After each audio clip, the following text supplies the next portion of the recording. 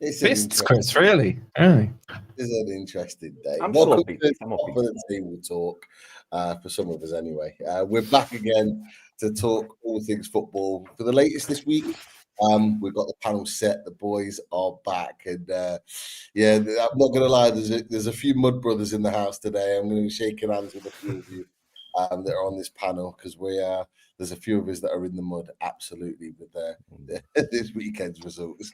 And there's already some fume in the green room before we went live, which is why we're a few minutes late, because some of us aren't happy today.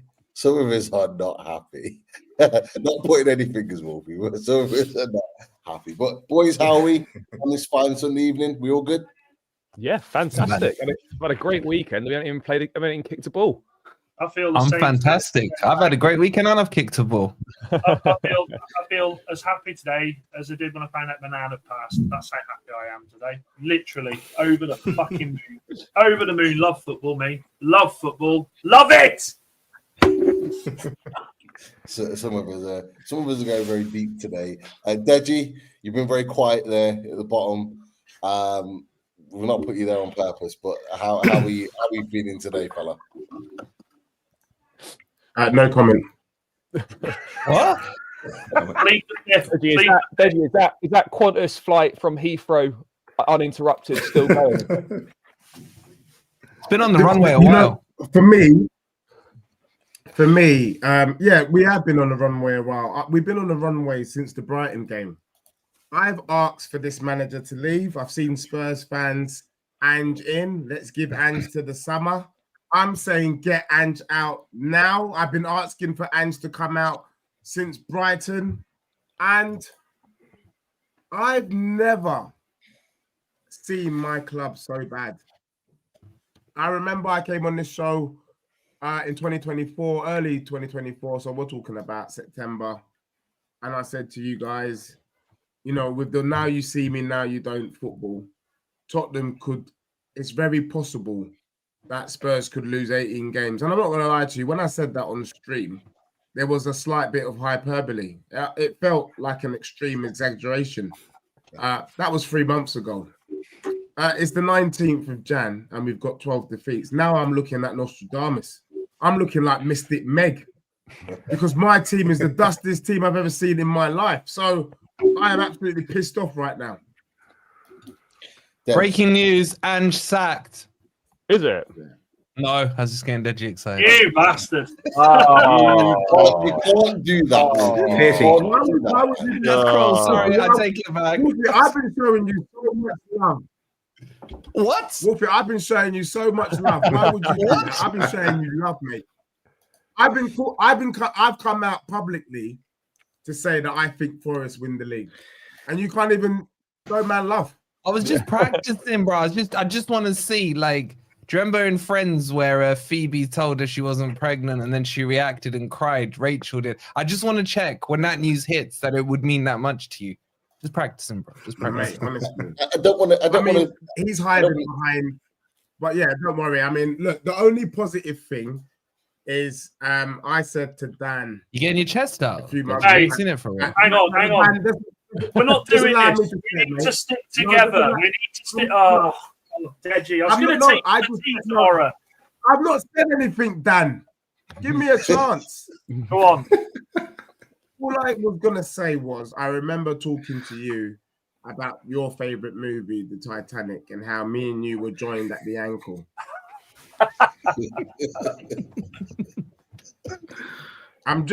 All I'm saying is, we are joined at the ankle, mate. Mate, I bought this book, and I'm hoping I might send it to some people at Manchester and see if they want any use for it. Do you know what I mean? Look, Dej, I want to ask you. You know, look, I'm looking at the table right now, and I'm looking just what you've mentioned there. Tottenham have lost 12 games already, just at the half-point stage of the season. Now, just to give a perspective of that, Ipswich that have just been held to 6 today have lost the same. My question to you is very, very simple. Are you in a relegation battle?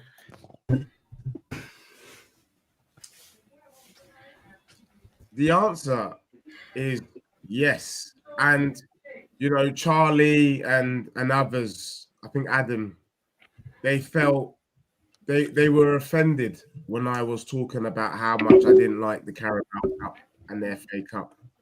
The reason why I have my particular rhetoric around those particular trophies is because when you start to focus on the Carabao and the FA Cup, this is what happens.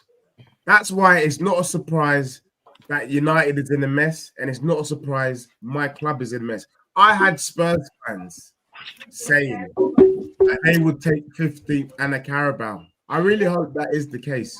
Whereas you know me, Pete, the panel, you know me, I've been very clear.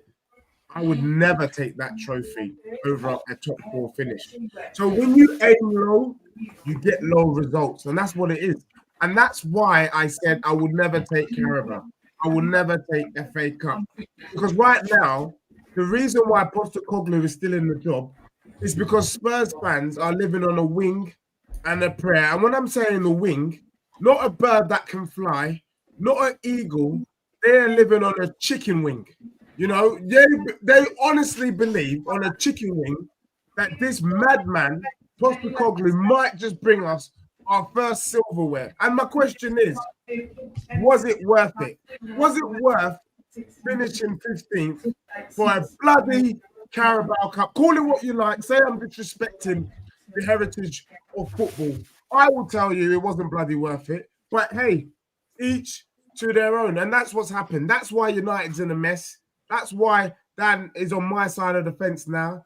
Oh, he won a trophy. What trophy? What, the FA Cup? Yeah? I bet you Dan would happily give back that stupid Carabao Cup and that stupid FA Cup for United to be back in the top 4 all day long. And I don't need him to confirm that. I can see it in his face. So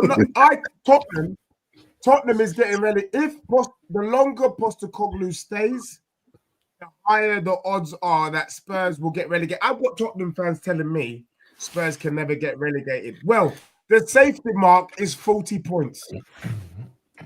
Right now, if we just mimicked what we did on the first half of the season, we scraped 43.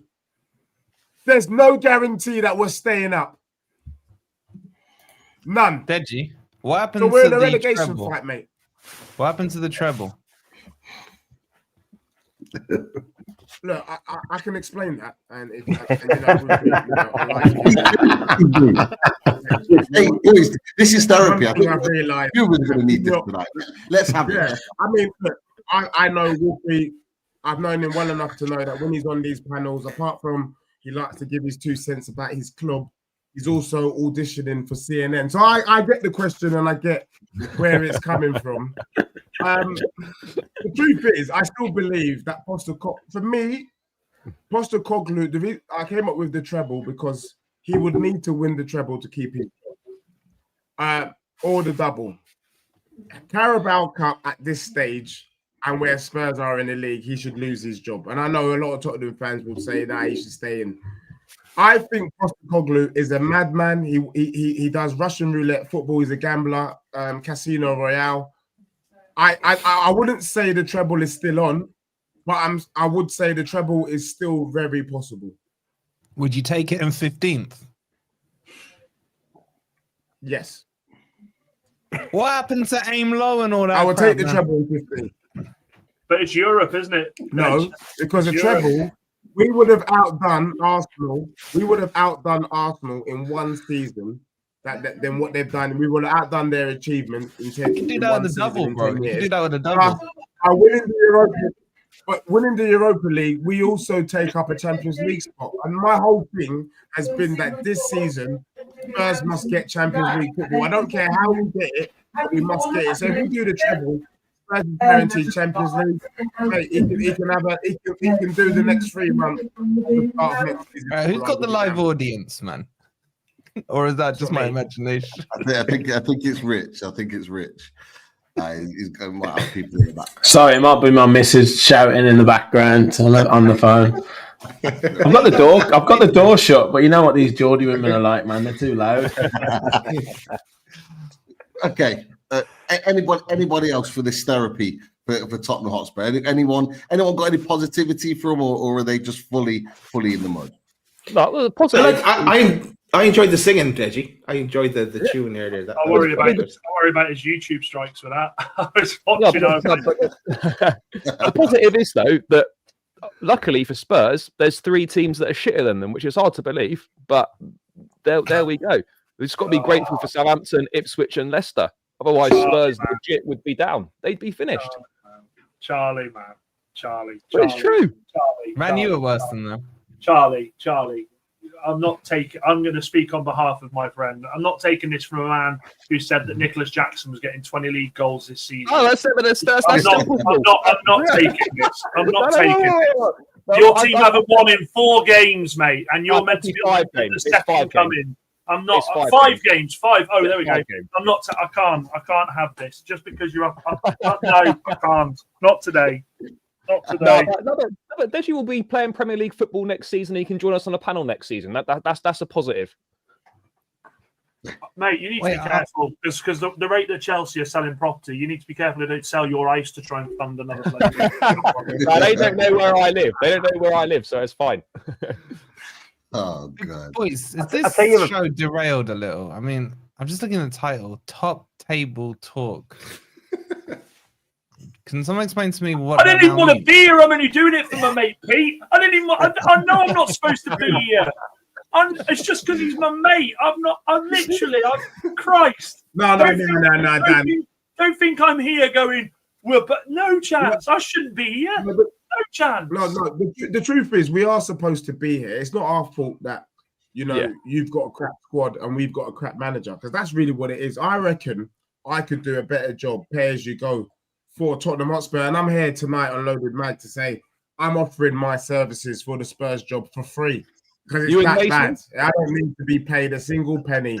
I just need to take the reins of my club and the players. So please, can everyone at Tottenham Hotspur official on this channel, Daniel Levy on Twitter, Claude Littner, Alan Sugar's right-hand man, please get me on. I am ready to do the Spurs job free of charge. All I need them to do is cover my petrol to the Tottenham Hotspur Stadium and back. I think you do a better job, Deji. I think at least you bring some passion and maybe some tactics. Mate, and I think sorted. I honestly think I could do a better job. I think the thing that's unforgivable is the fact that there's just no passion in the players. I've not seen any passion. The North London derby was a disgrace. There's no point talking about it. Do you think they've down? Yeah, they have, Charlie. Yeah. They have 100%. They have down. They're not. Do you know what it is? When you're playing for a madman, even if you think about it. If you're at work and your manager's in that case, there's only so much you can continue to do what they're asking you to do before you say, you know what, this is bullshit. I can't be bothered. Kulusevski was like, nah, fun this. But also the thing that I found very, very strange. If I can just say this last bit, and I know we move on to the bigger clubs. Yeah, I don't care. I didn't start the bigger. Oh, they didn't like that. Levy did not like that, man. Levy did not like that. Mate, Levy's on his Wi-Fi. Didn't like it. Honestly, you're back.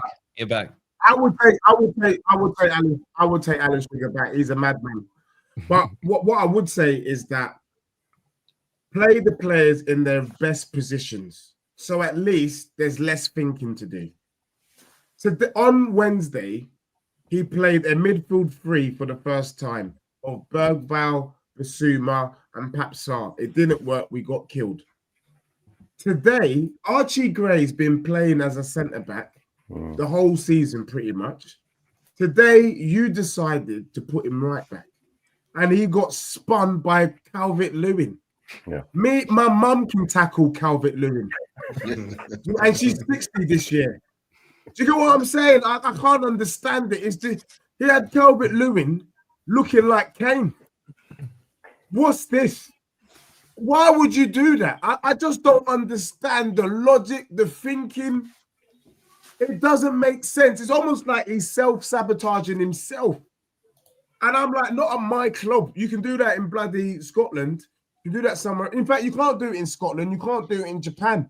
but get out of my bloody club. Postecoglou is a gambler. That's all he is. And I don't want to gamble at the helm of my club anymore. So please, Loaded Mag, I'm here. You guys are friends. Clip it. And please at Daniel Levy on LinkedIn. Thank you very much. Deji, the only thing I'd say to that is you said play them in their correct position. I'd say 9 out of that 11 team, their correct position would be on the bench, man. I mean, Wolfie, unfortunately, because of how you guys are doing, I'm going to have to take that with a pinch of salt. You just wait to Nottingham Forest back in the mud. I'm serious. But yeah, I'd say Bergvall and Gray are your only decent players right now on that pitch. Kulusevski was okay today. Bro. Look, Wolfie, you heard me the last time I was on this show. I was wax lyrical about Areola.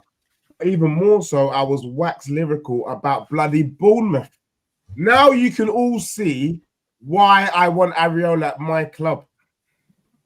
Clivert's son, look, last season it was Solanke he took out of the he took him from the grave. Because let's be real, Solanke was washed out here. Clivert's son, I was cussing last season saying, I can't believe this is Patrick Clivert's heir to the throne. Well, yesterday, he looked like his dad, didn't he? Didn't he? Yeah. He scored more goals than St. James's. You know what I'm saying?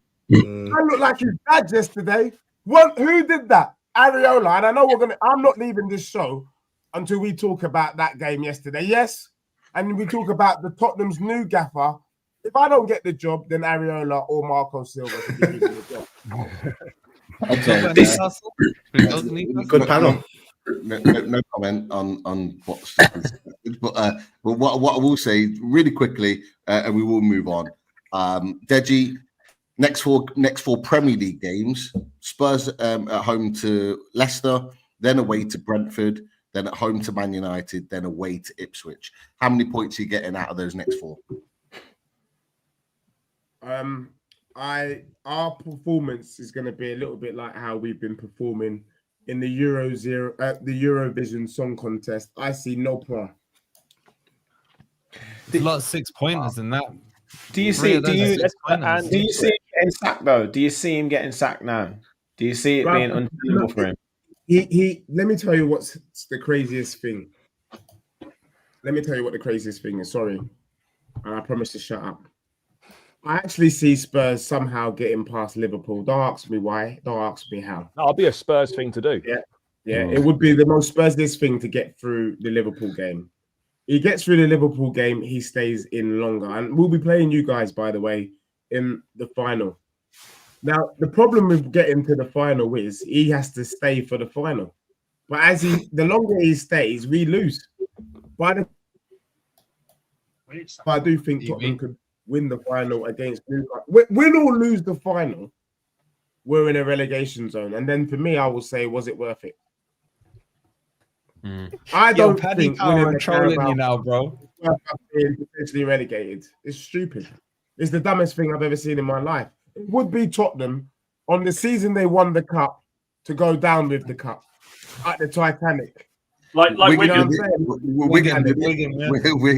did it, so you could do a Wigan if you really wanted to. Yeah. But if you're playing this in the final, I'm not going to lie. If Postecoglou leaves now, we are safe. If he's in charge come mid-Feb, Ryan Mason to the rescue. Yes. If I see Ryan Mason in the car park, I'm gonna bust his tires. You're getting trolled by Paddy Power now. They've tweeted out saying, imagine having a world-class manager right there and deciding to sack him with a picture of Nuno. And the killer of killers is, just to put the icing on the cake, Tottenham go down with the Carabao Cup and Nottingham Forest win the league under Nuno. I mean, stranger things have happened in football. That truly would be the biscuit for me. Oh, yeah. And it might be the reason why you never see me stream again, to be honest with you. It's very possible. So, yeah, look, it's a disaster at my club. And the sooner we get rid, the more, then we can salvage something. But this season is the worst season I've seen in my whole life. Seconded. Look, I'm gonna move on to a fellow mud brother. We're gonna move to Old Trafford, mate.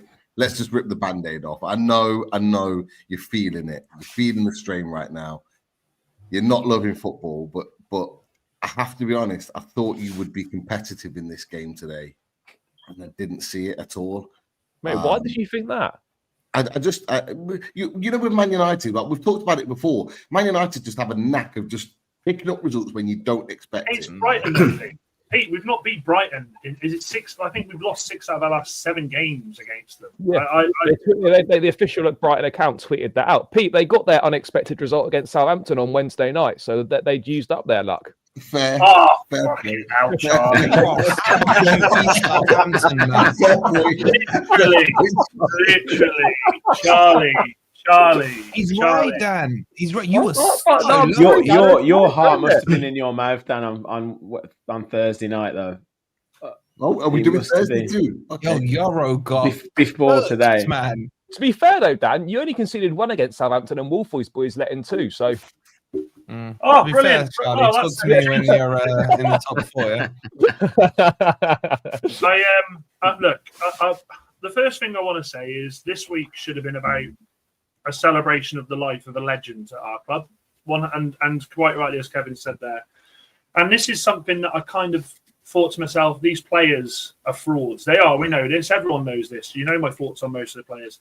But I thought today, of all days, for the lawman, they just showed heart, determination, desire. They showed everything but. I actually think the ref's a joke today, by the way. I will say that, because it was 4-1. It wasn't 3-1. How the goal was disallowed for Brighton to make it 2-1 at that point, I thought was abysmal. Thought we got out of jail there. And actually, I thought once that happened, I thought we're going to spoon this. We'll scum this now because we've had that decision. There's no leadership on that pitch. There's absolutely no leadership. I said to the boys in the green room before, when you look for leaders in your team, you straight away look at your captain. Your captain is the guy that is going to pull you through the match. And what do the United players see? They see a bloke rolling around on the floor, doing this, seeing if the ref, oh, he's not looked right, I'll get back up. I'm ashamed. I'm absolutely ashamed, and I've calmed down a lot since before because I was screaming before. I'm ashamed of the players. I'm ashamed to be associated with the club at the moment. I think the players don't care. I think they've quite happily turned up for a couple of games, Liverpool away, Arsenal away. They didn't turn up against Southampton. We know that. We were just fortunate that Ahmad grabbed the game quite literally by the scruff of the neck and pulled us through. Today, I witnessed Ahmad run his arse off. I saw him putting tackles in. I saw him bringing the ball up the pitch. What did I see from the others?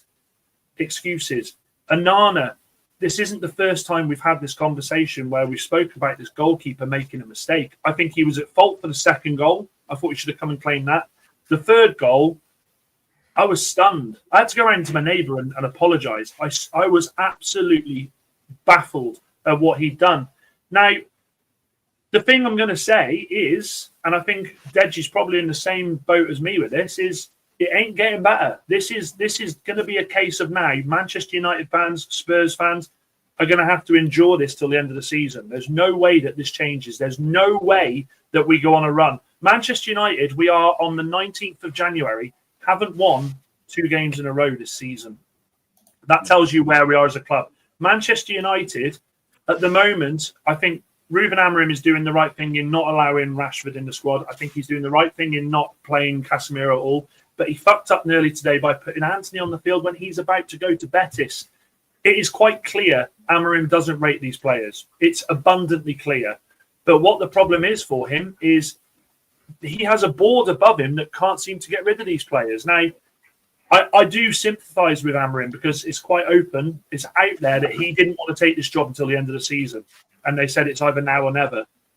I feel for him because I tell you what, there are some good young coaches out there. And Iriola from Bournemouth, to put a point to what you were saying before, our clubs are in danger of ruining 2 fantastic managers. If he goes to you, I think they'll ruin him like we're ruining Amorim at the moment. I honestly feel like these Manchester United players, if it was up to me, The second the full-time whistle had finished, I'd have got everyone off the pitch. I'd have got the Brighton fans out of the stadium, and I'd have locked the fucking doors, and I'd have said, right, fans, you go. In Italy, you see them. You see the ultras go right at the team, and they tell them exactly what for. That has to happen because they don't care. And this is the worst point. 11 players on that pitch today will earn more in a month than any of us will ever see in our lifetime. And that makes me sick. I don't mind. I hate losing, but I don't mind if there's effort there and you've been beaten by the better side. Absolutely fine. It happens. That's football. But don't fucking roll over. Don't roll over and don't look up to the sky to think, oh, God, what am I doing? Oh, well, another 200 grand next week, another 300 grand next week. I can't deal with them anymore. Manchester United will not win 2 games back-to-back this season. I guarantee it. Manchester United will not finish in the top 10.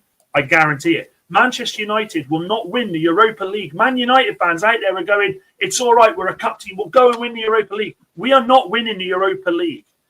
This has been coming for a long time. Manchester United fans have been dusted in their eyes by thinking that an FA Cup and a Carabao Cup is going to fix the problem. I said this 2 years ago, Pete, on Football's 12th Man. I said this was coming, and I was told I was overreacting. Well, guess what? It's here now, and this is what you Manchester United fans wanted. You wanted these players to stay. And I'm still seeing Manchester fucking United fans saying, Rashford's not the problem. We need to bring him back. If you think that Rashford isn't part of the problem of what's happened at this club, then you need to seriously have a look in the mirror and think about what the fuck you want in life, because he is just as big a part. Casemiro, just a bigger part, okay? It's done.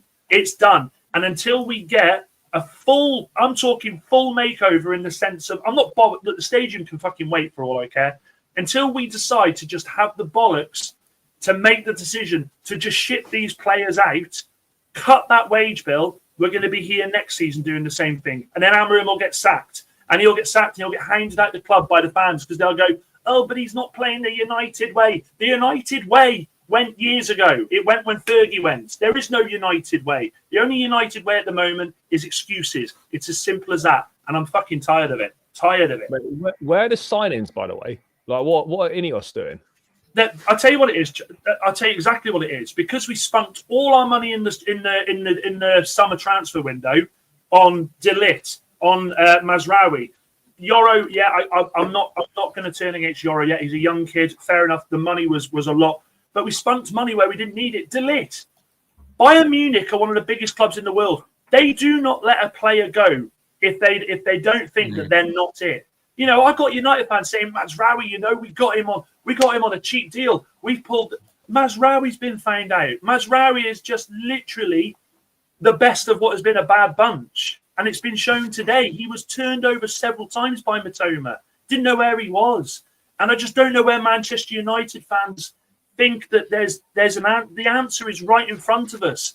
The players have to go. It's as simple as that. We've changed managers. We've changed director of footballs. We've got new owners in. We've got part-new owners in. We are running out of excuses. The players are running out of excuses. The players, every time a manager gets sacked, they go, oh, well, you know, we can put our fucking our work boots on and we'll get the fans over after a couple of results. Well, this time, luckily for us Man United fans who see sense, we've got a manager who will not remove the idea he has. And it's showing these footballers up to be exactly what they are, mediocre at best. And I wouldn't even say mediocre, because I guarantee this, all of us on the panel could put a shirt on there and outrun half of these players, maybe all of them. It's abysmal, and I can't be doing with it anymore. And I've been so calm all the way through it. I haven't screamed, I haven't shouted, but today is the fucking day that I can't do it anymore. And like I said in the green room, when I find out where these players turn up outside training in their cars, I will be stood there, right? I'll be stood there with a sign that says, you know, oh, Bruno Fernandes, can I have your shirt? Oh, do you want me to sign it? No, give me the shirt, because I'll run fucking twice as much as you do, and I'll do fucking 10 times as much as you do on a fucking football field. And then I'll egg his car, and I'll tell him to fuck off. That's done. Do you know what the mad thing is, Dan, as well? Like, Amorim, he must have aged about 20 years in the 3 months or whatever he's been in the job. It's crazy seeing him. I've aged, Rich. I've aged. Yeah, but you. But I mean, what he's seen. I mean, there's There's no way he realised what the rot was in the club until he got there. He must be doubting it. He must be doubting his decision to come mid-season. Like I don't know why. Maybe there was an ultimatum, as Dan said, but like, why are you coming to that when the team is dreadful? None of the players really suit the way that you play. Why would you not wait till the summer? I just don't get it. I mean, surely United could have found someone to take interim charge, and Amorim just comes in the summer. Or what they should have done, which is pointless now, but it comes back to poor planning and poor decision making from Ineos. Ten Hag should have been thank you, but fuck off after the FA Cup. Amorim comes in the summer, you clear out, you bring in the players that he wants, and you start with him from day one. That for me was the biggest mistake they've made. The thing is also, just to add, I was just going to say about Amorim, you know, one of my good friends, Tiago, big up to you, Tiago. He said it took Amorim 3 years to turn Sporting Lisbon round. United needed a big name, and they needed a big name quick. If not, the fan base weren't going to have it. But I can tell you now, and I've said this, and then, you know, Dan, I love you like a brother. And as we go down, I'd rather give you more, you know, with the little 10% remaining oxygen in the tank. I'm quite happy to pass that over to you, my friend, because I'm truly in the mud and I just want to end this quickly. Is that there's no guarantee that Amorim gets this right. There is no. You're We're right. all talking like he's going to get this right. There is absolutely no guarantee. That is the scary part about this whole thing. Yeah, I get that, and I agree with that. And I'm not got a mystic ball. I can't sit here and say, well, it's okay because I'll take this now because in 2 years we'll be back fighting for Champions League. But what I will say is, I'm actually, as much as I'm so angry, the fact that this man come out today and said, this is the worst Manchester United team you've ever seen.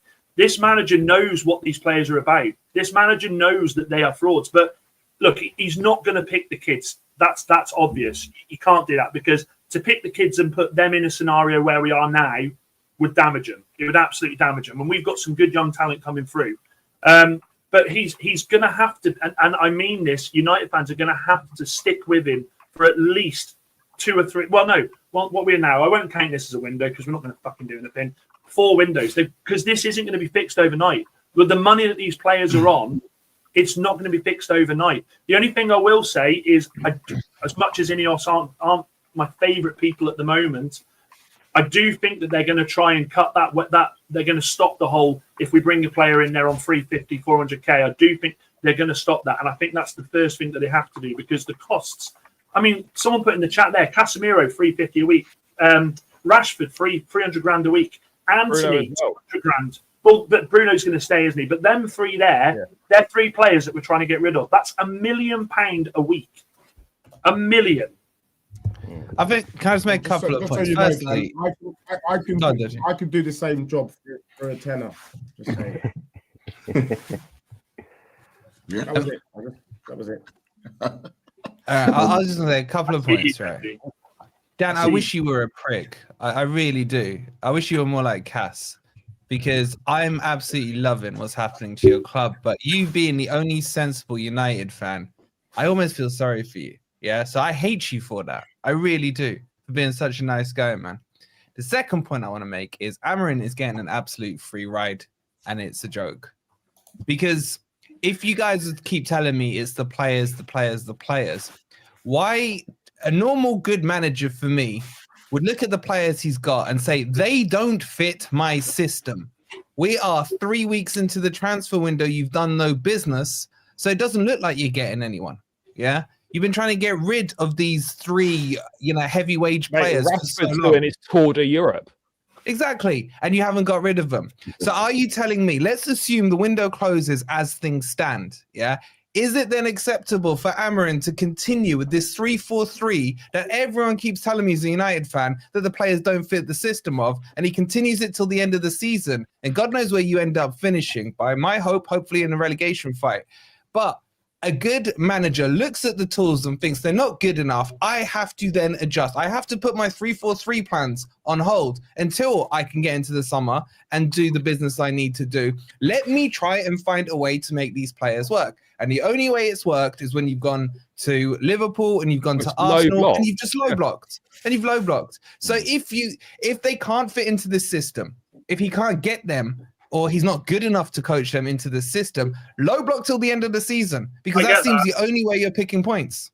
I get that. But in doing that, are you not giving the players, these fucking wankers, what they want, which is, we can't play this formation. You know, these aren't Sunday League footballers, Wolfie. These are professional footballers. They should be able to adapt to a system. If they can't, what the hell are they doing in the game?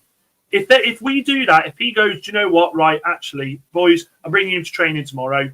The 3-4-3 hasn't worked. We can quite clearly see that. What I'm going to do now is I'm going to go back to a 4-2-3-1. They're all going to go, oh, hey, excellent stuff, brilliant stuff. I hated that formation. You can't. I think you're pandering to the players, and I think what you're trying to do. Saying, bro, but these are players you guys keep telling me you're going to get rid of anyway. So what does it matter? You've got to use what you've got while you've got it.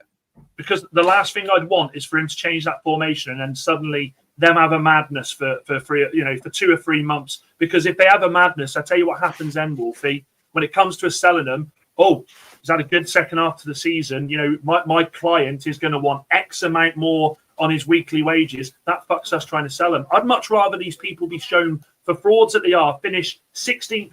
I'd finish 17th. I don't care. I literally don't care anymore. If it meant that we can get rid of these players and the clubs around us can see how bad they are, I don't care. But the one thing for me, I get what you're saying, but Amorim is not. I'm not giving any hate to him. I'd rather a manager come out and show these players for what they are. They have been protected for too long. The only manager who come out and actually said anything about these players was Jose Mourinho. He come out and he went, and Ranić, I mean, full-time manager. Jose come out and said, Rashford's not good enough, Shaw's not good enough, and he was bombed out the club. And I don't know if you all remember when he was sacked, Pogba deleted the tweet but put something on saying, you won't outlast me, or blah, blah, blah, blah. That's what's wrong with the whole problem at Manchester United. That is one of the big reasons. Dan, just a quick question. I'm going to rewind back a few weeks and link into the talk of Amorim. I'll ask you the question. Do you think it's time to make the change now in January, or wait till the summer? Pretty much like the question you asked us. What's that for? The gap. Management. I know what you're trying. Daz, listen. You boys are smiling, and I think it's ridiculous that you three have the bottom to sit there, all smiles, when you got you can enjoy, right? And I know what you've done. I know what's happening. I know exactly what's happening here. But trust me, you guys, I saw stuff this week, and it wasn't you boys saying it, but I saw stuff this week saying a Newcastle United in a title race. Well, that's funny. No, that's not us. No, I didn't say it was you. I didn't say it was you, but I saw it out there. You guys, honestly, look at home, because your boys got absolutely dominated yesterday. Dominated. We did. That's a good Stick with Newcastle for a second. Great segue. Yeah, Great segue. Let's do it. A super chat from Jonathan here, and he asks for you guys. Do fans now sympathise with the tune after 15 years of Mike Ashley? Is the question from Jonathan. Nope. No. Unfortunately, because of my love for Santiago Munez from Goal, the movie, I do have sympathy, because Newcastle have always had a bit of a place in my heart from that film. But no, I do have sympathy for them. Yeah, I do. I have more sympathy for the fact that you had Steve Bruce for however many years, along with Aston Villa. So we have that. Did you see that interview to cope with? Did you see that interview with him? Bless him. When he came out and went, yeah, well, after the first game, I went to the owners and I said, I'm the only problem here now. I felt so sorry. Did he say that? Yeah, he reckons he defended Eddie Howe as well. He does that all the time. He does that all the time. He was part of the problem. Yeah, he probably told Eddie Howe to put Joe Linton in centre midfield, because he probably told him that. He started it all off. Yeah, sign Isak. Yeah, he's probably scouted him. You know what's funny about that, Rich, is that with Eddie Howe was linked to Newcastle United whilst he was manager, and he was asked in a press conference, and he literally took the mick out of Eddie Howe. He literally took the mick out of him. And then later on, after he'd left the club and Eddie Howe was doing really well, said that he recommended Eddie Howe to Amanda Staveley. Yeah. It's a joke for a manager like Steve Bruce, right?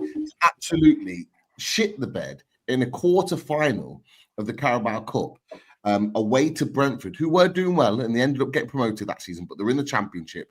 But they played their reserve team that night. And their reserve team tore our first team apart, and we were absolutely embarrassing. And then they had the audacity to come out and blame the fans for the reason why they lost that game. Like, I'm sorry, like I cannot feel sorry for that man for what he put us through, particularly in that season. That was the lockdown season. For what Who was worse? Who was worse, him or Joe Kinnear? Bruce. Because Joe Kinnear didn't even know the names of his own bloody players, did he? Charles Insomnia. I can't have sympathy in this conversation. We had Ron Atkinson who sat in the wrong dugout. I don't know if any of you are old enough to remember that. Who? I remember that. Yeah. We then had Fawaz as our owner, who doesn't get up before 1 p.m., who's never heard of a board meeting. Literally, Stuart Pearce told us that, right? So yeah, I have sympathy, but don't come at me with your sub stories. Yeah, after what I've been through. Call him Johan Kebab. Yeah. He did. Charles Insomnia. And he was being serious. Yeah. Oh yeah. And do you know what else? And they were paying this guy good money to manage the football club. Mad. Yeah. Do you know what else as well? He when he was manager. He went. I don't know whether it was him or his team. I'm sure it was him, and he went to watch Birmingham play. And at the time, we'd loaned Shane Ferguson to Birmingham, and he come back and was like, "Hey, I've seen this cracking player, Shane Ferguson," and they're like, "Yeah, like he was our player." But you guys can't talk seriously. You say Birmingham, I'll say Alex McLeish. He managed us. What a disaster that was. David managed Villa as well. Go on with my list, bro. My list is a mile long. Yeah. So to be fair, you've had some. Yeah, McLaren as well. Oh, come on, man. I mean, seriously. All right. Look, we'll give you what you want. Wolfie. Sorry, one more, Pete. One more, Pete. Wolfie. Alan Shearer. No, fuck off. Yeah, Shearer. You know what? Get a chance, really. Let's stay with Man United for a little bit. Let's get the therapy because the shades aren't on this weekend, are they? The shades aren't. Anyway, we got to do it. They're not on, but they're not too far away. Okay, they're still here. No, you boys will be. Keep them at a distance. Southampton are no joke, bro. You boys will be P6 tomorrow night, so yeah, to keep those shades firmly off. all I'll say, Charlie, is you better win. Don't come with confidence and then not deliver, because you know we will come for you on the back of that. But look, what do you want to say? We already know Saturday lunchtime kickoff, we were absolutely destroyed by Bournemouth. We know that. So what is it that you want to talk to us about? Why did it happen? Correct, Charlie. Why did it happen? Yeah, why did it happen? Complacency. Yeah. Fatigue. More to the point, what was I doing in all East after planning Gordon in my fantasy football team for them to score 7 points? That's the real reason you're annoyed. Too many players didn't turn up, Charlie. Fatigue. I'm sorry, you can't say fatigue because Bournemouth have injuries. And Bournemouth don't cry about it. And I hate Bournemouth with their stupid wind-infected roof that collapses because they were going to play Forest, right? I hate them. But I cannot, even me, say that they have complained about their injuries. They haven't. So you can't come out with fatigue, bro. You can do better than that. You can do better than that. I'm not saying... I mean, you're asking us what you think is the reason for it. We're saying that's what we think the reason for it. That's not us saying it's an excuse. It's not an excuse, and I agree with you 100%. But you asking us what the reason is, I think, yeah, Dad said complacency, 100%. I said fatigue. I was kind of half watching it, but did you just start slow? Did you start sluggish and couldn't get into it and just didn't get a foothold in the game? Was that how it happened. Yeah, they scored after 5 minutes, and they should have scored before that, Rich, on 3 minutes. That's how slow we started. It must have been nice to see a Clivert score at St James's, though. You're on the wind up. You are trolling. Because he hasn't played yet this weekend, isn't it? He's waiting. I've seen Charlie with chest in 6 weeks, mate. You know what I'm saying? I'm pretty sure that the last time a Clivert scored at St James's, they knocked Chelsea out the FA Cup, didn't they? Yeah, quite possibly. It was a long time ago. That it was. Was that the 1-0? I think it was, wasn't it? Yeah, I think he scored a header, didn't he? Yeah. How did you remember that? That's in the goal film, isn't it, Dan? I think it is. That's why he remembers it. That's why. Wolfie. It's because I was jobless for so long, mate. It was recorded, I think, during that season goal. That season that Clivert scored. Look, Bournemouth came out and played the game the way Newcastle normally play the game. They were high press. They were intensive in every aspect of their play, whether it was on the ball, whether it was pressing, chasing down, tackling. They were doing everything that we normally do, and I think it almost shocked Newcastle, and we couldn't get to grips with it. The bit that I'm frustrated with, lads, and I've got to be honest, is that we got back into the game. So at 1-0, we scored, we equalised, and I think we all felt as Newcastle fans, right, okay, we're going to turn the screw now, we're going to kick on, and we're going to cause them some problems. But we didn't. We just reverted back to type. So it was almost the goal kicked us into gear. We started playing well, got the goal, and then just thought, okay, we're back in the game. Let's just carry on doing what the game plan was. When the game plan wasn't working, you could tell playing out from the back wasn't working. You take playing out from the back from Dubravka, he's not the same goalkeeper.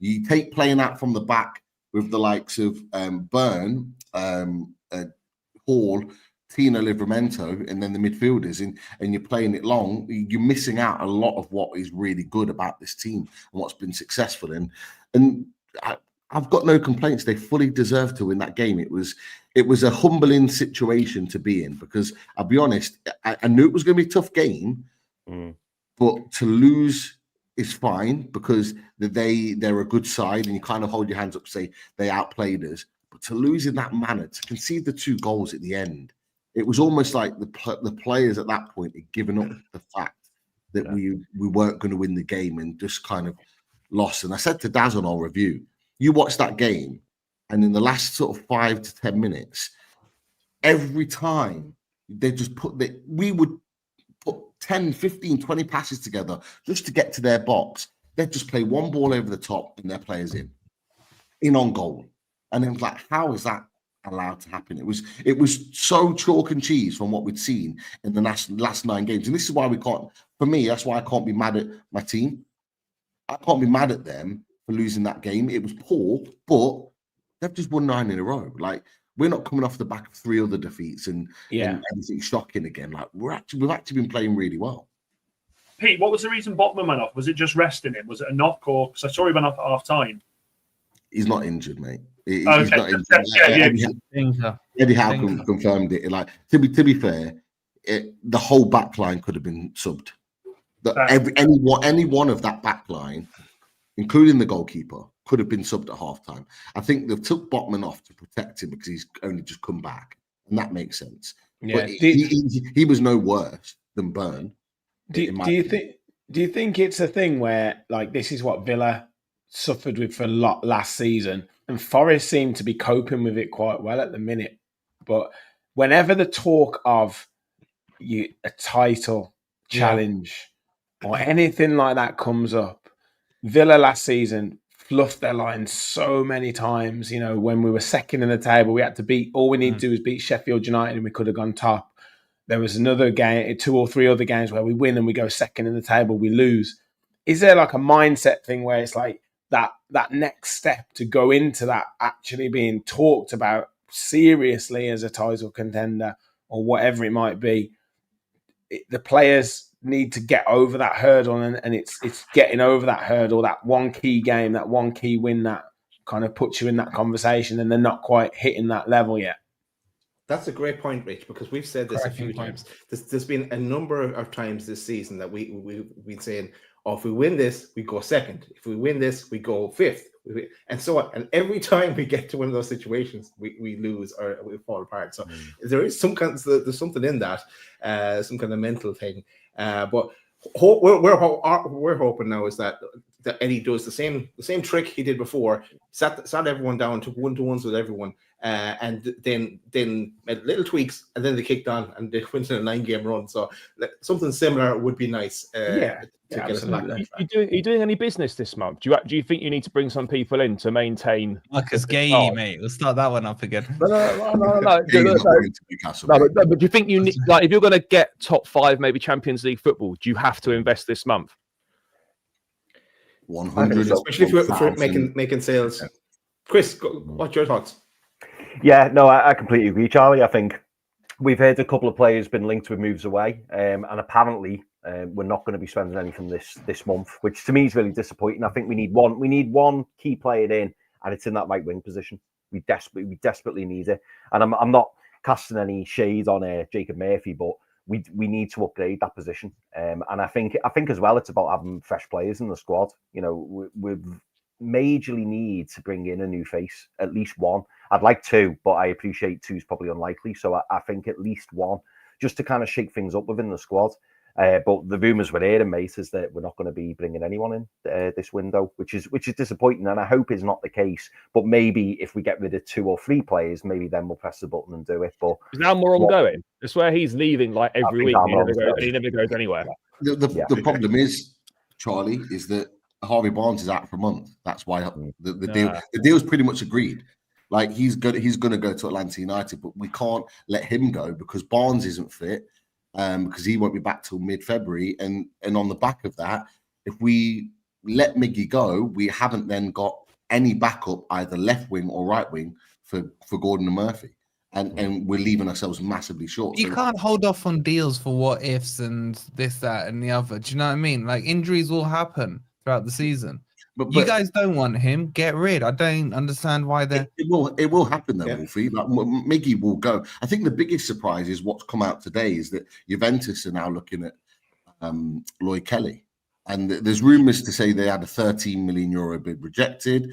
Apparently, Newcastle want 30 million euros for him. That they're negotiating.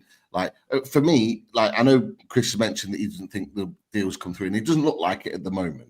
But for me, like if they're negotiating to move players out, considering how much Eddie Howe wants to keep his squad together, and he doesn't like players leaving because he likes to know who he's working with, the fact that he's moving these players on tells me that they will look to do business towards the end of the window, providing that they move these players on. I think if Kelly stays, I think they probably will look to see the market and just keep it as it is. But if they get rid of Kelly, knowing that Miggy's going, Kelly's okay to go because we've got 2 or 3 other backups on that left-hand side of defence. We have no other right winger.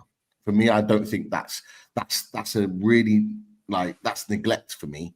If you're neglecting the right-hand position, you're going into the rest of the season with only 1 right winger, just Jacob Murphy, and you're depending on him to do the business. Like I don't agree with that. I think that's a really, really risky move in a season, in a league right now where anywhere between 10th and 5th can finish in that top 5, top 4.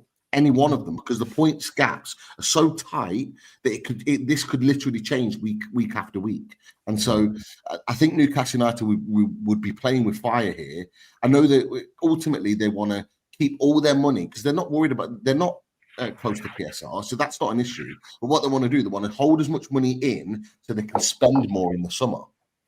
And they're hoping that they're spending more on European campaign, Europa League, maybe even Champions League. But you're risking it all by potentially falling flat because you're moving on and not placing them with better players to push you on further. That'll be 3 windows, lads. Just to be clear, 3 windows. We don't sign anyone this month. 3 full windows where we haven't signed a first team ready player. How many other teams have done that? You can't compete and do that. You can't compete and do that. No, you can't. And then do you see Eddie Howe getting frustrated with that? Because there was a lot of interviews in the summer he was doing with quite pointed remarks to the board about signings that he didn't want and signings that he did want that he wasn't getting. So release some of your players that you're adamant you want to keep. Get rid of your Miguel Almirons. Tell him he needs to go. Which, to be fair, he's done. He's barely kicked a ball. Miguel Almiron was our only attacking player on the bench yesterday, and he didn't bring him on at any point. That tells me everything I need to know. Lewis Miley's coming on instead of Is the Bravkas going? I swear he was meant to go to Al Shabab, and he's still here. Is he now staying? Looks like it. They got Vlachodimos. They can get rid.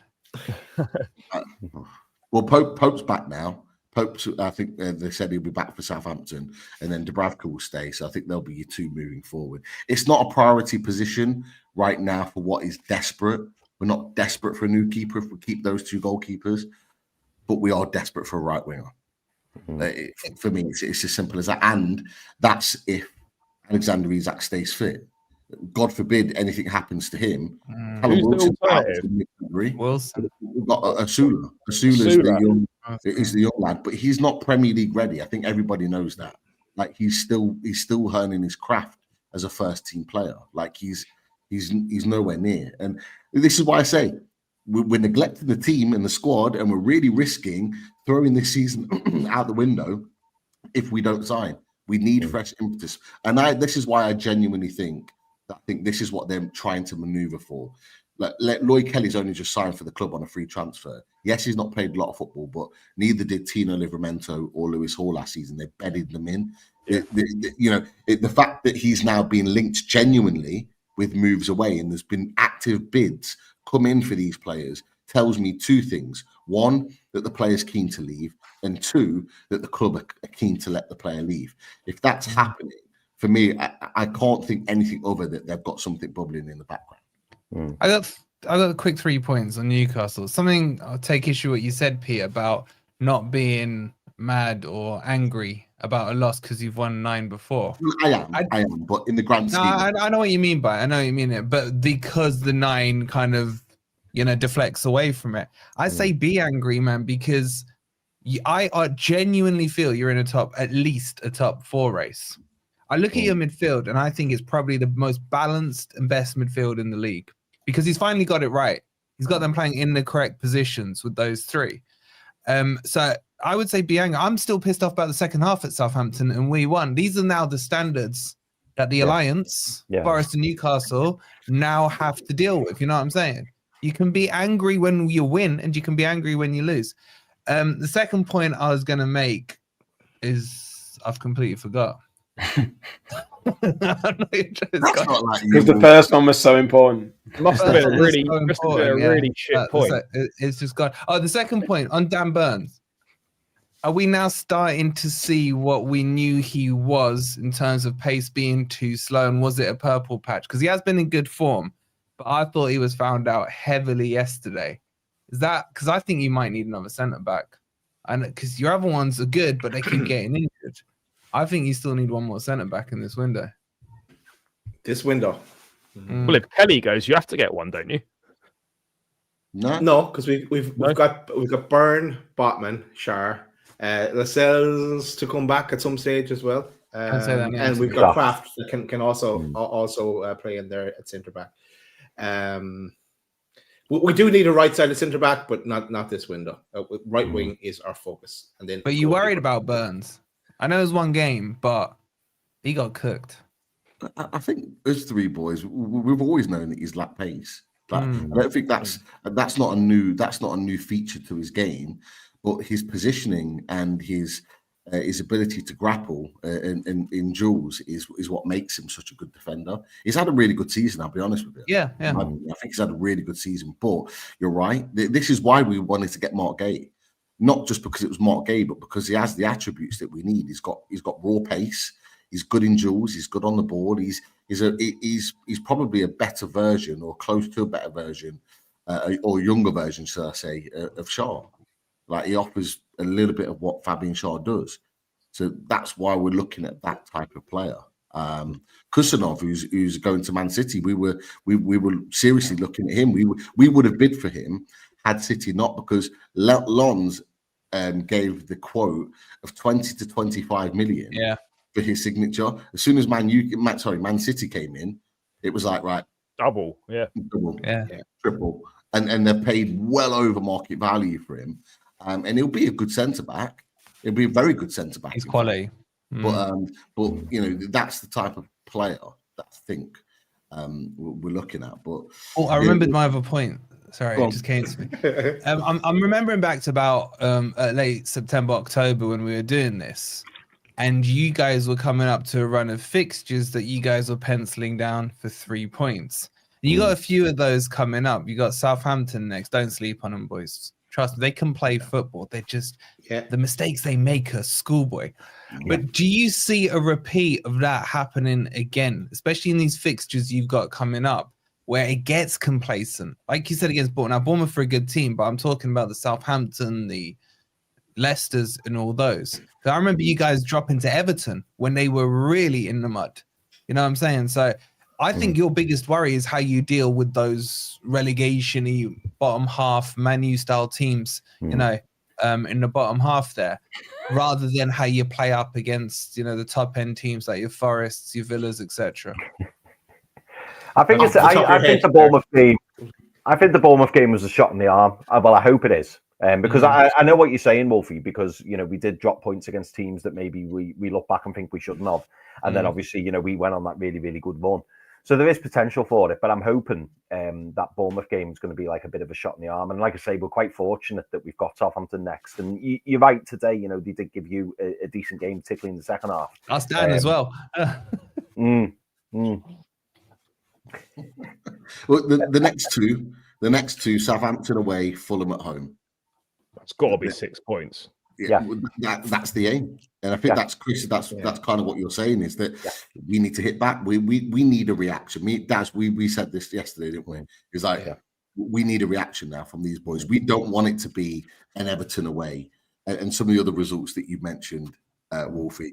We need to hit back, and that will show us that it was. Is it just a blip? Go and show us on Saturday. Yeah, go and show us that it was just a blip. Go and put a performance in and get the 3 points. That will then ease anyone's concerns that, you know, that there's an issue there. Then we take Fulham back to St. James's and hopefully turn them over. And then we're at the Etihad. Yeah, just to Charlie. Fulham. Oh, sorry. No, Fulham did us at home at the cottage. So we owe them, and as you said, Pete, then into the Arsenal Cup game and the Birmingham City FA Cup game. But then three big guns: Wolfie, Man City, Forest, and Liverpool. After that, so we definitely want to be getting. That's huge, and we've got our tough games there. We got you, Man City, and Arsenal. I think roughly. You got Bournemouth away next weekend, don't you? That's a tough game. Oh, I've already taken an L on that. We don't beat Bournemouth. We don't. We haven't beaten them since like 2015. I fucking hate them. I really do.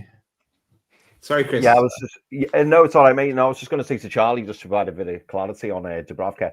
We all heard the rumor that it was something like €8 million for Dubravka, which was like 6.4 million.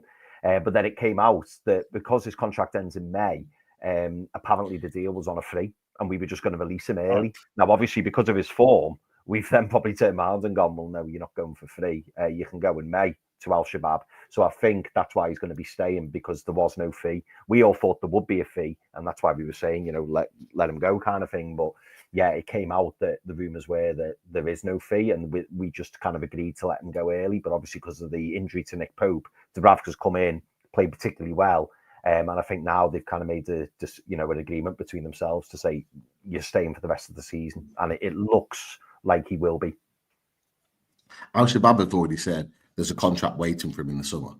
So why do the deal now if it's for free? Like it just doesn't make any sense. We were all comfortable with him going, but if we got 6 million for him, he's just turned 36. Like getting 6 million for him is like, I'll take it, you know, regardless of how well he's doing. But if you're getting him for nothing, there's no point. But we'll unless you've got any more points on Newcastle, we'll leave it there because I want to talk about safe. Yeah, I want to talk about the team in the middle, Nottingham Forest. The amount of people that I speak to, and they just keep saying they're going to fall off. They're going to fall off, and then every time you come on and you play and you win, they keep saying this a very different thing. Forest are the real deal. Forest are the real deal. Like, you must be on absolute cloud nine right now. And look, I know lots of people, like you just said, with us being linked with the title challenge. Like, do you genuinely feel that you're in a title challenge? Are you genuinely looking at Liverpool's results going, if they drop points, we're in there and we can actually go top of the league? Is that your mentality now, or is it just let's go for top four? Like, where are you at, mate? Yeah, I'll agree with what Deji said, believe it or not, earlier, and that might tell you everything you need to know. When you aim low, you hit low. You aim high, you're more likely to get those dizzy heights than not. And I felt this week was a big week. If we had held out against Liverpool, cut that down to 3 points, I know they got a game in hand and what have you, and if fucking Brentford could have just held on for 2 more minutes, it's all ifs and buts. But titles aren't given out in January. They never have been, never will be, and what have you. So we're still in it. I look at the teams around us, and I think the top 4, in whatever order, will be Liverpool, Forest, Newcastle, and Man City.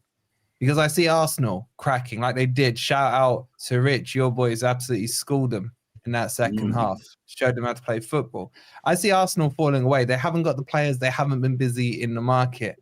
Chelsea, man. I mean, what are you doing? No wins in 6. No, but if we win tomorrow, we'll be 4th by 2 points.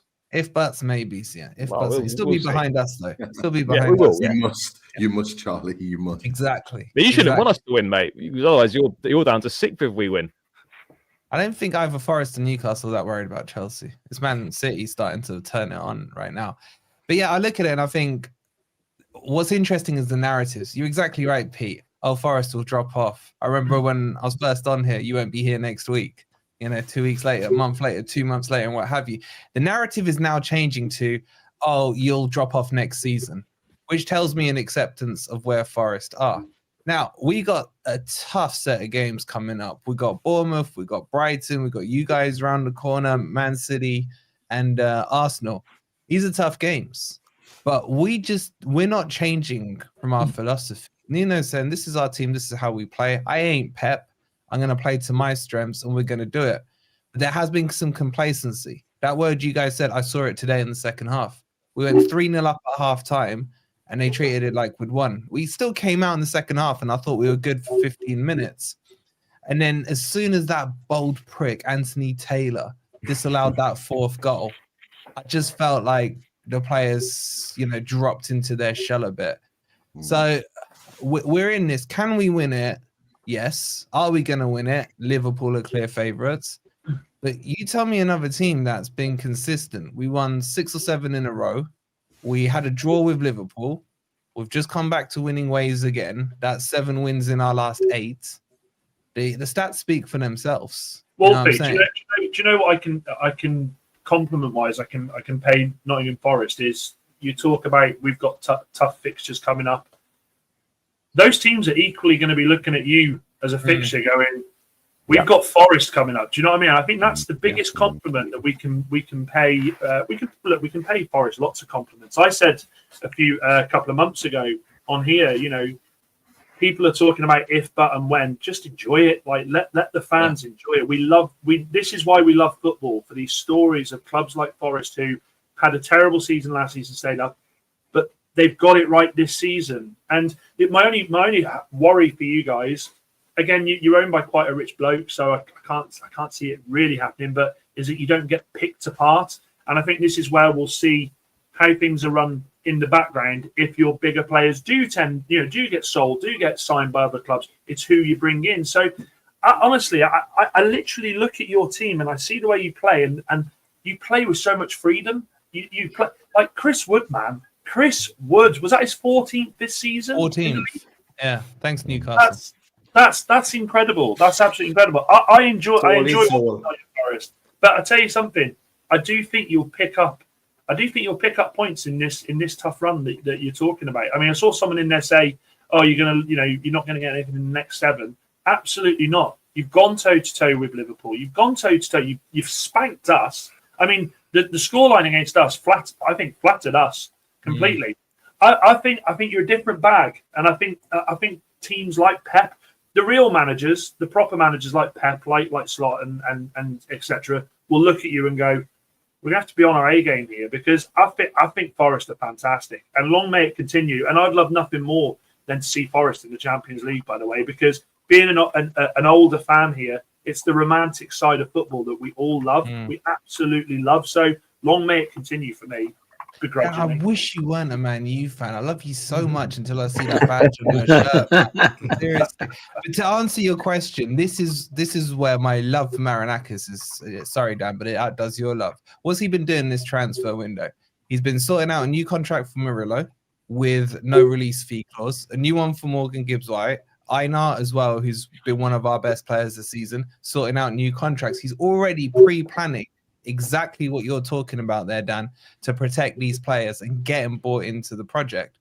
So that for me fills me with great joy and hope. Wood is he's a little further down, less further down the road in terms of because he's up right now. He's under a Bosman. Anyone can talk to him, but I don't think he wants to leave.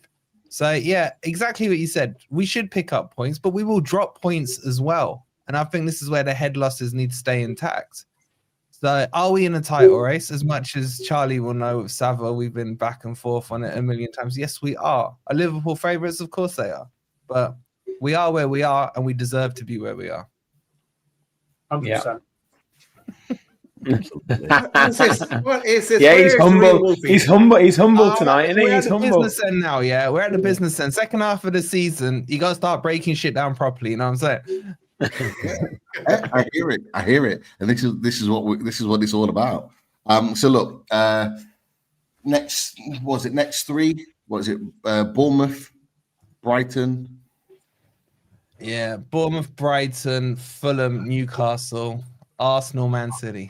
Okay, so the next three. Let's leave the battle at St James's to a side first. Bournemouth, Brighton, Fulham.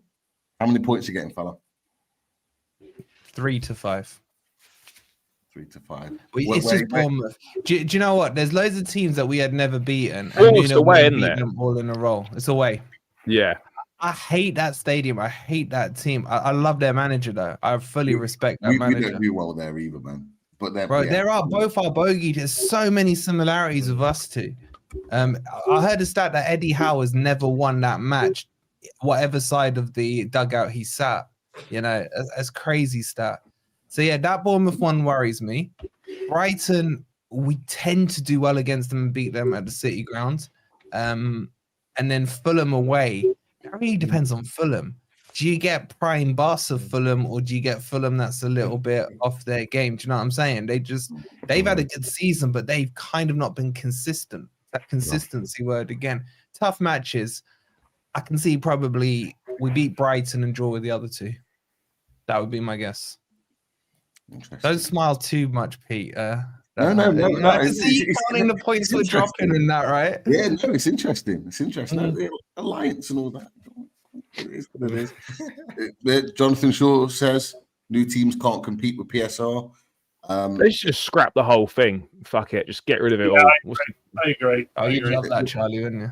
Mate, we're compliant with PSR, so I'm easy either way, mate. The thing about it is actually getting rid of PSR wouldn't necessarily just help Chelsea. I think it would actually help every other team closer to point. Chelsea.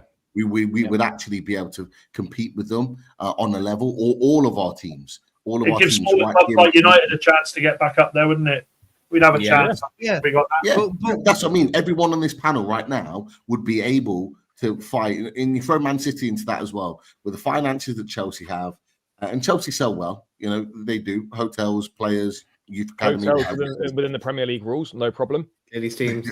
In what world is that a fucking rule that's acceptable though? Like it, and no hate, by the way, Charlie. No hate. Like whoever's going through all these rules at your place, there must be like a pencil pusher that goes like this. He's there. He's like, we could sell hotels. Like in what world is that a genius? Rule? And their women's football team. Let's sell it to ourselves. Yeah. Like mad. It's crazy. It's crazy, but it is a real thing. You know who is starting to talk about it a lot now. PSR is a lot of media sites, particularly people around Sky Sports. and the reason being it's really starting to hit their numbers now. If anyone's watched Sky Sports News, I don't watch it a lot, but it's fell off big time, hasn't it? It used to be the go-to, and now it's just like whatever. But not even that. Like their biggest audiences used to be around the transfer shows. Yeah, deadline day. Yeah, all that news. There is nothing to talk about right now. So they've got all these transfer shows that they're throwing at the TV, and it's all the same rubbish, all like every day, and nothing's changed. There's nothing happening. They're losing out, and the Premier League are big funders.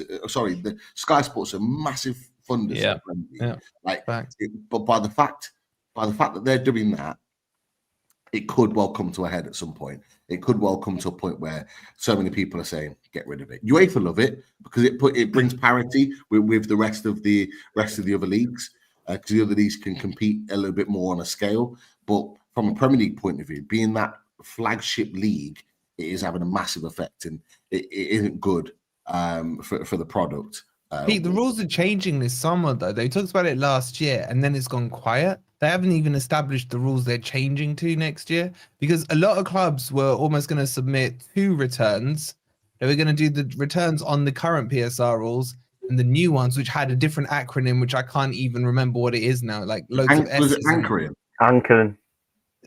Wankers more like. But no, there was something with S's in it and what have you. Isn't it weird though, like how everyone, like all this sort of clickbait PSR stuff, who's going to fall foul of the PSR rules? Oh, it comes. Oh, everyone's fine. It's just like literally like they just build it up for nothing. That's because they didn't want to take any more cases in the summer. The Alliance stood firm. Vlachodimos going your way, Anderson coming ours. We did them as well. Not just Chelsea with their pen pushers. Like, another reason why it should obviously be gone is that clubs just actively take the piss out of it. Like with all these like swap deal transfers that aren't swap deals, but you buy one of our players and we'll buy one of yours that we're never going to play, but we'll pay well over the odds for it, so you're all right. It's ridiculous. Double bubble for him, isn't it? With selling homegrown talent, it's double bubble. It counts. It's just yeah. I mean, but you would have thought, right, that I get it that some academy players will be sold, right, but surely you should be incentivized to actually keep your academy players. Yeah, like, that's the craziness of the rule. That's the mad thing. That doesn't matter how good you are as an academy player. Like you're going to be sold off. I mean, look, I'm not saying that Mainu's going to leave Man United, but if someone come in with decent money for Mainu, United wouldn't think twice about it. And that's just a ridiculous situation to be in because of the PSR rules. But Charlie, at the risk of sounding unpopular, that's probably one thing decent that's come out of PSR, that the academy players are getting sold off. Now, everyone wants to see one of their own play, but I'm only using him as the example, boys. Elliot Anderson. Would he have got the game time he got this season if he stayed at Newcastle? And the only reason you guys sold him was because of PSR. And look what he's been doing this season for us. You know what I'm saying? So in a weird roundabout way, some of these academy boys are actually getting game time and are thriving as well. Right, and bang on cue. There we go.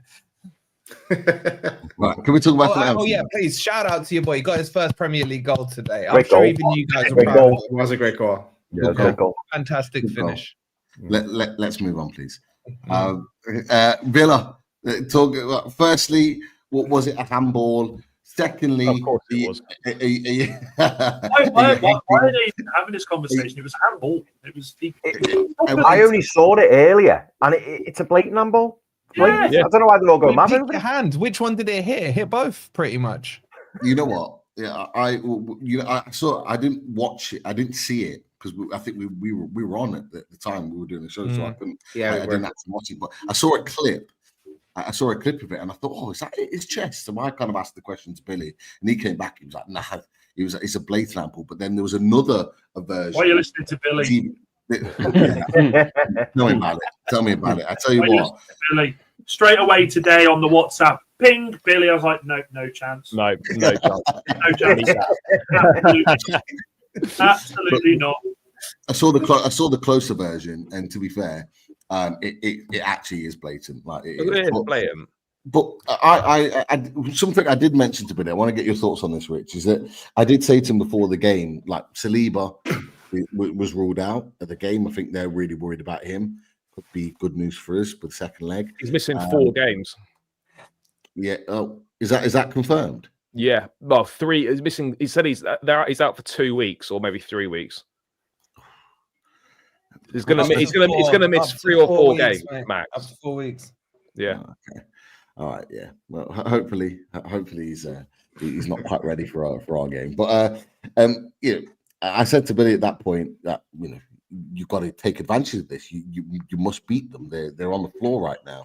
Are you happy with the point, or are you annoyed that you didn't get 3? I didn't see too much of the game, so I can't really comment too much on your performance. I think maybe some of the other boys can have a better idea. Where you I was at the game, so I went. My voice is a bit lost, so I was there. Was it actually you? Sorry to interrupt. Was that actually you leading the charge? The picture that I saw on social media. Yeah, that was me. Yeah. You turned. You're a sneaky one, Rich. You come on and you're really like well spoken.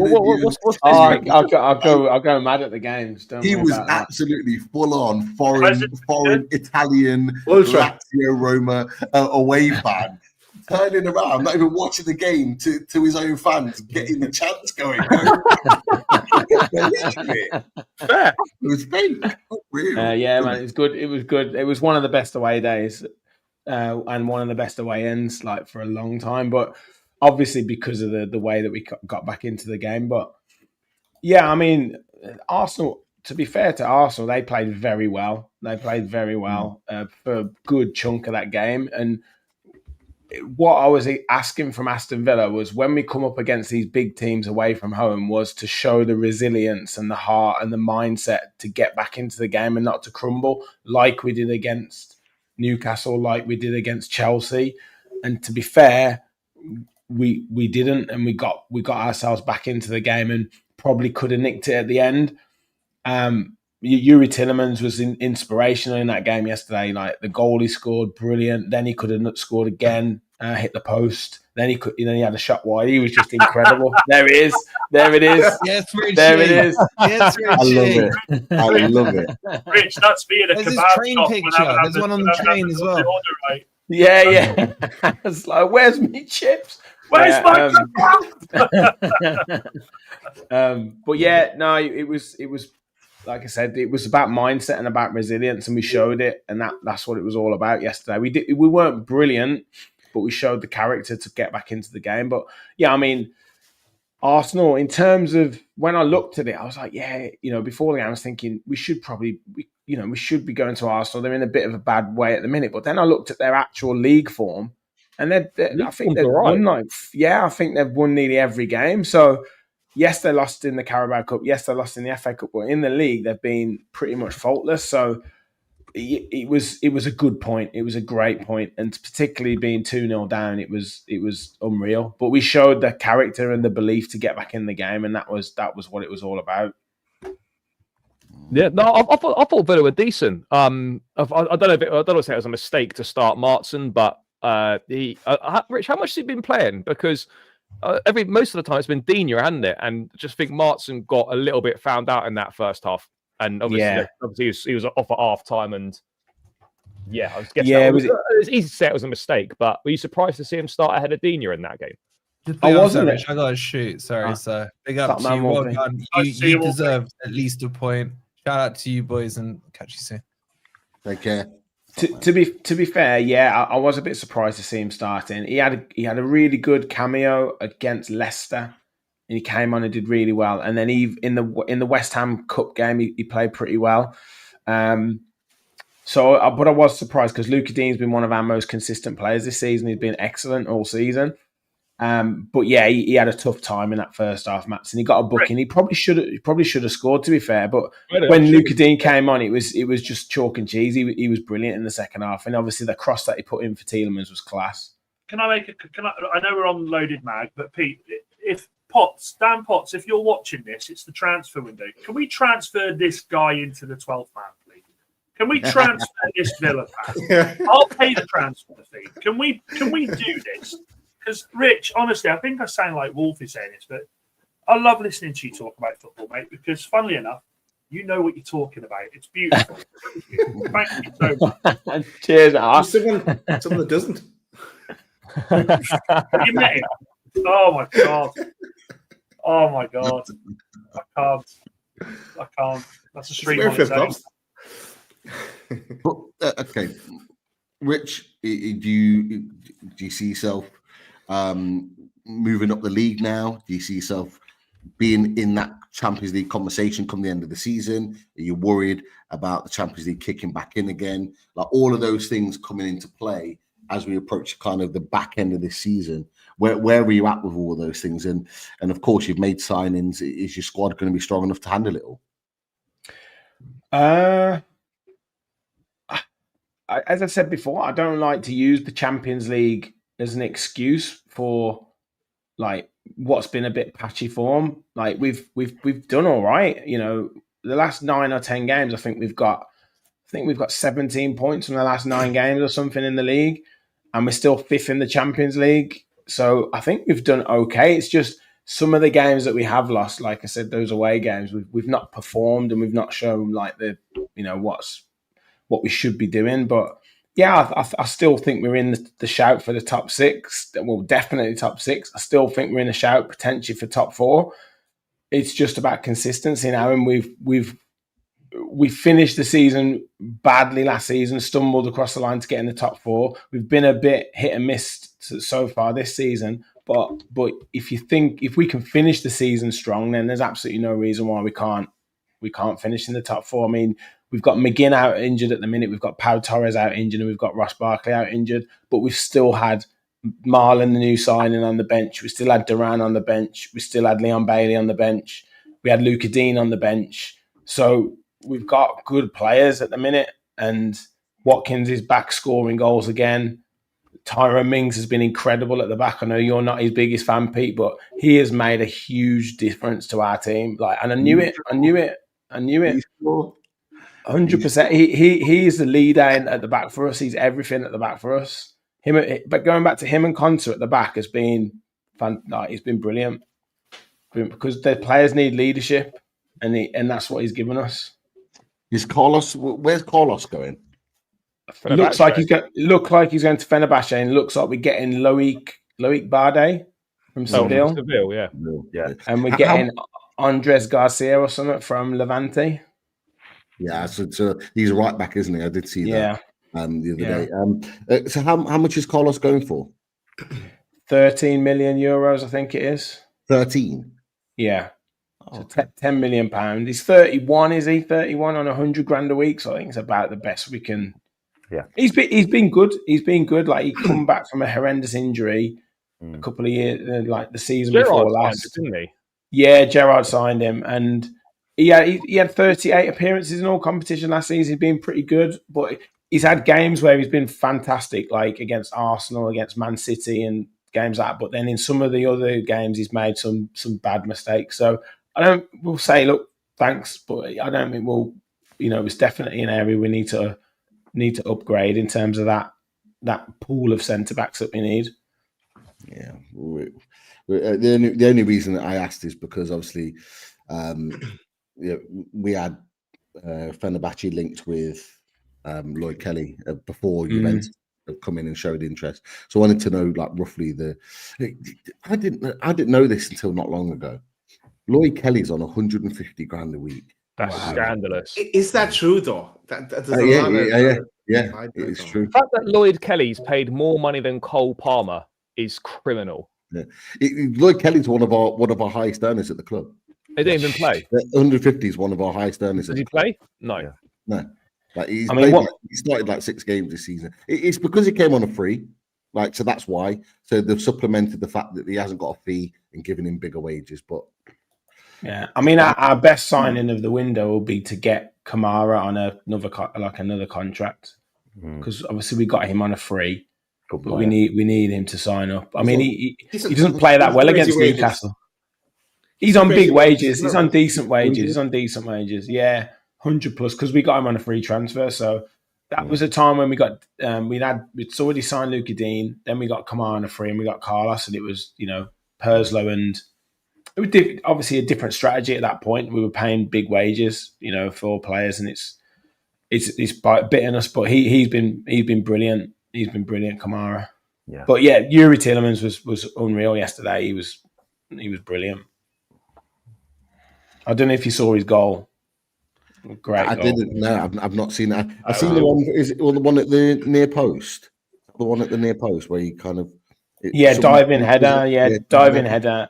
I did see that. It was interesting. All the goals yesterday came from crosses, and I don't know what it is about fullbacks these days, but they just let crosses in so easily across. This is across every team in the Premier League. It just seems to be like fullbacks don't like to put their bodies on the line anymore. Is it true, Rich, that you started the comeback yesterday? You kicked it on. Oh yeah, it must have been. It must have been. Must have been. Got the black gloves and everything. The proper forward, proper Romeo. They got his coffee order wrong. That's what that was. It wasn't where's me sugar? Well, they didn't have his favourite flavour of Prime in the fucking away end concourse, mate. I love it. Right, boys, last word for Chelsea. Obviously, you've had a chilling one tonight, Charlie, because your game's tomorrow, your Monday night football. But as you said, you've not had a bad weekend considering you've not kicked the ball. Yeah, mate, it's been a good weekend, but yeah, we have to win tomorrow. We have to win. It's 5 games without a win, and we're just very fortunate that this season everyone seems to be dropping points to everyone, and the results have gone in our favour entirely this weekend.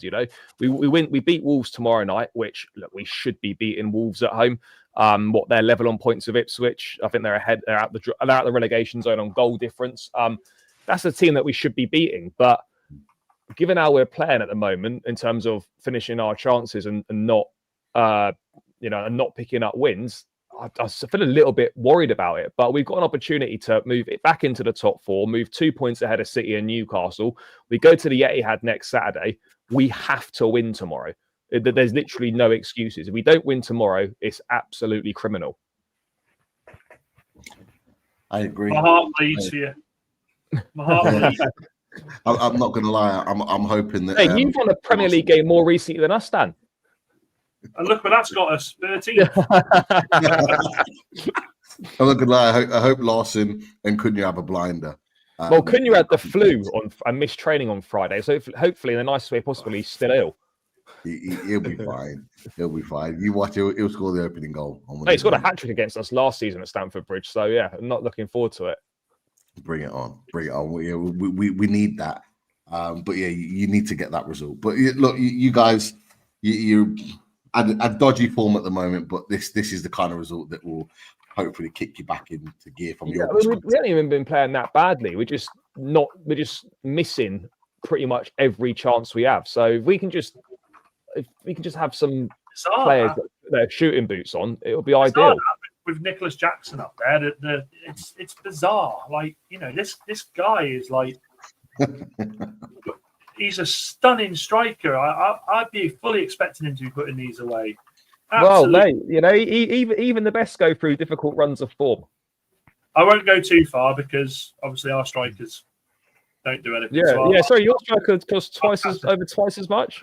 As I say, what am I doing here? What am I doing?